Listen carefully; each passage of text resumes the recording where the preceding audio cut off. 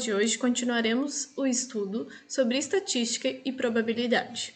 Veremos então sobre frequência relativa.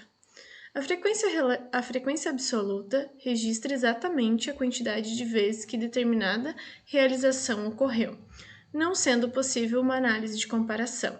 Então, a frequência absoluta é o que nós estávamos vendo na aula passada, né? É o número absoluto que foi conseguido na pesquisa, na coleta de dados.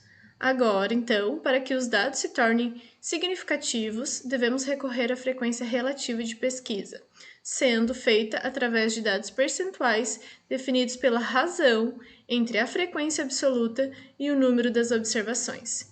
Então, a frequência relativa, nós vamos pegar, como os dados percentuais definidos pela divisão, pela razão entre a frequência absoluta, que é os dados da pesquisa, dividido pelo total das observações dos dados coletados.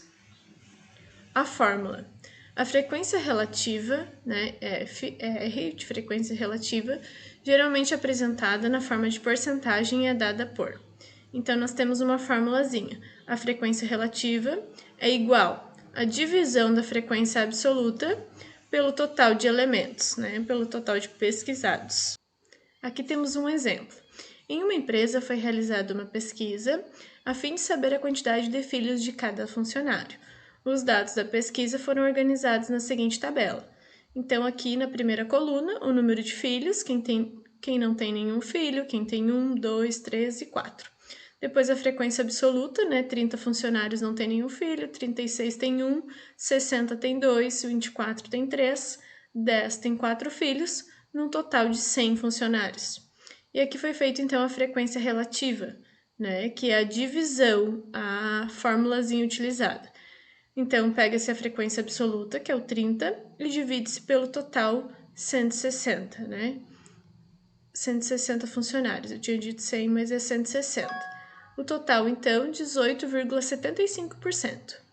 E assim foram feitos também com os outros, e o total de 100% dos funcionários foram feitos essa frequência relativa, essa divisão,